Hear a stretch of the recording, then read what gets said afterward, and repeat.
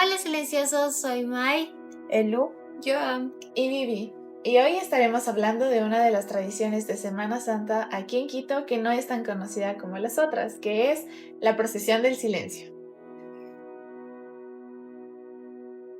¿Alguna vez han tenido la oportunidad de presenciar o escuchar sobre la procesión del silencio aquí en Quito? La verdad, yo no la había escuchado, solo había escuchado un poco de la procesión normal, pero la otra ni siquiera la había oído. Yo sabía que se conoce como la procesión de Jesús del Gran Poder y tiene su origen en la época colonial. Pero ¿se imaginan una tradición con tantos siglos de historia? Es full tiempo. De lo que yo sé, empezó durante el siglo XVI y XVII, cuando las órdenes religiosas, sobre todo los franciscanos, querían evangelizar a la población indígena y mestiza y comenzaron a organizar estos actos públicos de fe. Exacto, o sea, justo para esta época había la diferencia de idiomas, entonces era un poco transmitir el mensaje evangélico. Entonces empezó a aparecer la procesión y también estas expresiones teatrales para que justamente se pueda transmitir este mensaje cristiano. Pero no todo era teatral, también habían imágenes. Sí, y habían muchas veces que buscaban generar miedo, y de lo que pasaba a los creyentes era que si no se convertían, en casos extremos los religiosos los castigaban y además de eso se hacían como demostraciones físicas. Es importante cómo se usó el arte para transmitir un mensaje religioso a personas que no lo conocían. En esta procesión se usó algo similar.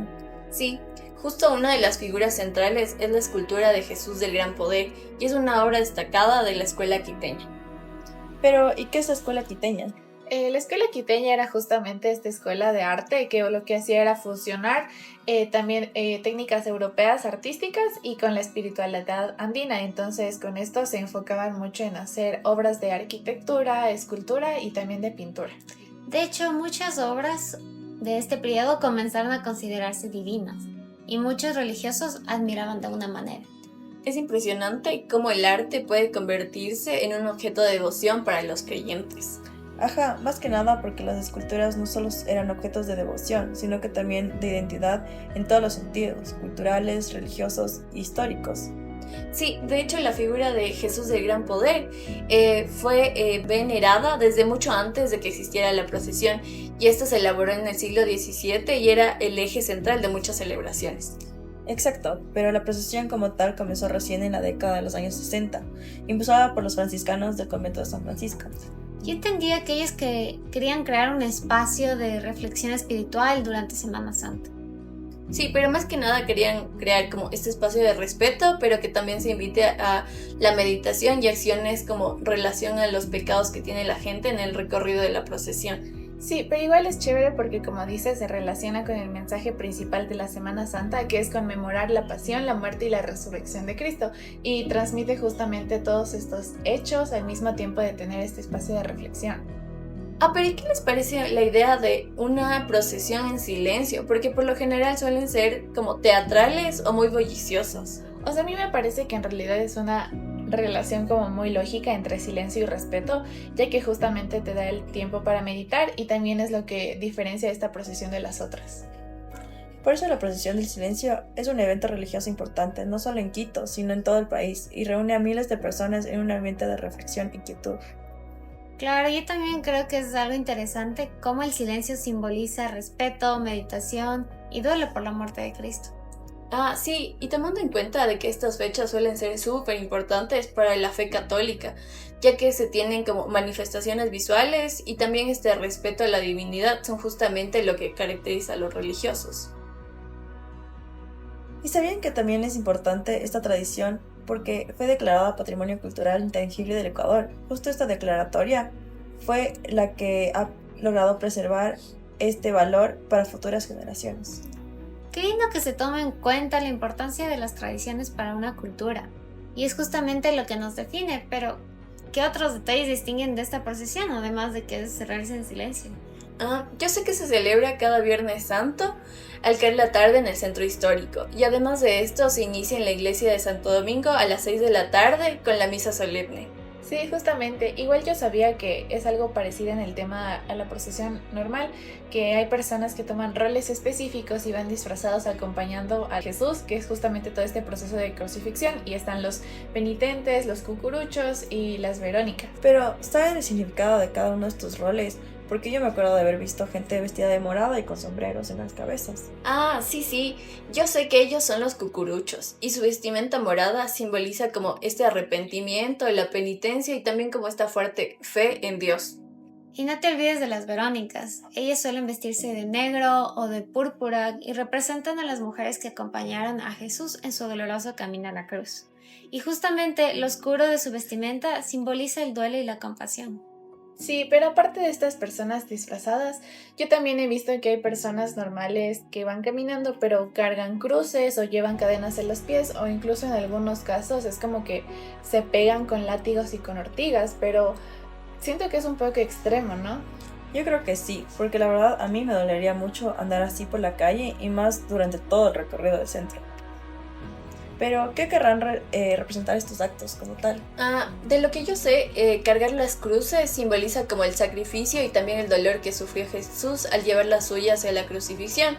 Y también suele ser como esta penitencia personal por los pecados cometidos y tratan de buscar el perdón de Dios. Sí, y aparte del tema de usar las cadenas en los pies, es una especie de mortificación física, que lo que busca es aplacar estos deseos terrenales, ya que, siendo sinceros, los católicos se centran mucho en el tema de la divinidad y no de lo terrenal. Entonces ocupan esta fecha para generar un poco de conciencia en las personas que disfrutan de esta tradición o que solo la ven. Pero ¿no creen ustedes que tal vez sea un poco exagerado? La verdad yo creo que sí, se ve doloroso. Y justamente vi que en la procesión, la escultura de Jesús de gran poder tenía una expresión de sufrimiento al cargar la cruz. Es sorprendente cómo una escultura puede reflejar el sufrimiento de una persona de verdad. Exacto, o sea, yo creo que es tal vez exagerado para nosotras que lo vemos desde afuera, pero en realidad para las personas que forman parte de la procesión es justamente un momento para renovar su fe o incluso cumplir promesas que hicieron en algún punto de su vida. Y de hecho, bueno, esto los ayuda a afianzar su fe y también es casi un acto de creencias, como lo es el rezar el Padre Nuestro o incluso el tema de las confesiones con el Padre. Exacto, son muchos significados englobados en una sola tradición. Otra cosa que se me hizo interesante fue ver que alrededor de Jesús también estaban las imágenes de la Virgen Dolorosa y de San Juan Evangelista, pero la verdad no entiendo por qué están solo ellos y no están otros personajes que también fueron importantes. Claro, o sea, por ejemplo, la Virgen en realidad está para representar este dolor y sufrimiento que tuvo María al ver todo el dolor que tuvo que pasar Jesús en la crucifixión, y obviamente es el sentir de una madre, entonces por eso es importante su presencia en todo el proceso. Ah, sí, y también San Juan, de lo que yo sé, es porque de los 12 discípulos que escogió Jesús, él era conocido como el discípulo amado, pero también en esto representa como el momento de dolor, y además de esto, la presencia de Juan marca como la cercanía y también la fidelidad de Cristo hasta los últimos días terrenales de Jesús. Se me hizo muy interesante poder ver la procesión en el momento en que se hacía todo el recorrido. Y me gustó cómo en nuestra reciente visita pudimos asistir a la misa previa antes de la procesión. Sí, fue muy significativo escuchar al Padre hablar sobre las 7 palabras de Jesús. Padre nuestro que estás en el cielo, santificado sea tu nombre. Venga a nosotros tu reino, hágase tu voluntad en la tierra como en el cielo. Empezamos con la procesión. Y el emotivo momento en el que descendieron de la cruz para depositar en el féretro de vidrio y que simboliza el sepulcro. Igual cuando nos explicó sobre los nazarenos, dan inicio a la procesión desde la iglesia de Santo Domingo, recorriendo las calles del Salvador, Pereira, Sucre, García, Moreno, Rocafuerte, para regresar al mismo templo. Exacto, y como mencionábamos antes, el recorrido empieza en la iglesia de Santo Domingo, pero también termina aquí mismo, entonces es chévere ver cómo se le da esta importancia o incluso este tema de jerarquía a la iglesia en esta procesión que es muy diferente a las demás. También cabe destacar que la coordinación para que el recorrido pueda darse es muy buena, ya que justamente va en un carro de policía abriendo paso a todo esto. y creo que es clave para que la procesión se pueda dar normalmente cada año. Sí, a mí me parece súper importante que la coordinación sea una de las cosas súper importantes, porque esto no solo se basa en la apropiación de las personas con esta tradición, y de lo que yo recuerdo también es que se puede ver gente llevando velas, niños, personas grandes, y además de esto se dice que pueden simbolizar como la luz de Cristo que vence a la oscuridad, y es justamente cuál es el mensaje del sacrificio de Jesús. Exacto, además igual se acompañaba la procesión con el incienso, que indicaba cómo las oraciones de todos ascendían al cielo. Exacto, y también es esta emotiva tarea que es de cargar las andas de la Virgen, de Jesús y de San Juan, que bueno, inicialmente son actividades que son por los penitentes de la iglesia, pero durante todo el recorrido se puede observar igual que muchas personas se ofrecen para hacer estos relevos y para también llevar estas imágenes. Para mí fue una experiencia muy interesante y que rompe todo lo tradicional, porque el silencio, como lo ponen, es un elemento súper simbólico, pero se puede ver que es el protagonista. Pero solo se queda en simbólico, porque aunque se llame del silencio, en realidad no es completamente silencio. Ajá, yo recuerdo escuchar muchos susurros o cantos guiados, ya sea de las plegarias o del padre que estaba dirigiendo todo el recorrido de la procesión. Sí, pero eso es como para permitir a los participantes seguir un hilo conductor que justamente les lleve a que sigan con su devoción. Ajá, me parece importante eso de guiar a los cánticos y también las plegarias, porque muchas personas como nosotras asisten a la procesión por tradición o solo por ver y no entienden qué está pasando. Y si una persona ya guía todo es como mucho más fácil entender, además de que si existen turistas, ellos también se pueden guiar de una manera mucho más dinámica. Exacto, además de que la procesión del silencio no solo es esta tradición con un valor cultural e histórico, sino también tiene este valor social, ya que reúne a muchas personas en un punto central basados por una tradición en común. Y es lo lindo porque se percibe un ambiente de respeto en todo el proceso, desde los niños hasta las personas adultos mayores. Sí, justamente es una tradición respetada y conmemorada y como ya mencioné antes, es declarada patrimonio intangible. Cierto. Y al desarrollarse en el centro histórico, ya de por sí es patrimonio mundial. Entonces se convierte en un evento donde el espacio urbano dialoga con la fe y la historia. Y además de esto es como este intercambio constante entre la tradición y la cultura. Eso es clave, la arquitectura, iluminación tenue, el adoquinado, la bruma nocturna se mezclan para crear una atmósfera que solo se vive en Quito. Y por supuesto, nuestro centro histórico de por sí es lindo.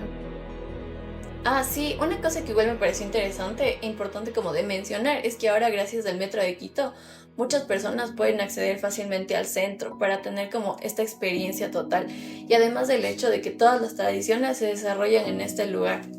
Exacto, y justamente eso es lo que mantiene viva la historia y también la permanencia del lugar y sobre todo de nuestro centro histórico que es muy concurrido a pesar de los siglos que siguen pasando. Porque, o sea, poniéndonos a pensar para una ciudad en realidad, ¿qué significa tener vivas estas manifestaciones religiosas? Bueno, yo creo que más allá de lo religioso están las tradiciones. Nos enseñan sobre resiliencia cultural, sobre cómo una comunidad mantiene viva sus raíces. Y como el patrimonio no es algo que se exhibe en museos, también están en las calles, en los cuerpos que caminan en silencio, en las manos que cargan una imagen, en los suspiros que se les escapan los rezos. Exacto, tienen razón y de hecho estos detalles a veces no se les toman muy en cuenta, pero debemos justamente proteger, compartir y seguir viviendo estas experiencias de las tradiciones y manifestaciones culturales que están en el día a día. Sí, aunque sea como nosotras, lo hicimos en esta ocasión, o sea, vimos por curiosidad, por saber qué pasó o cómo se sigue haciendo este tipo de eventos y qué tan relevantes son para los creyentes. Sí, justamente me parece fascinante cómo todas estas tradiciones evolucionan, pero manteniendo su esencia y justamente la identidad. Y además de esto, como que la procesión del silencio sigue siendo como este poderoso testimonio de fe y cultura en Quito. Fue una gran experiencia, chicas.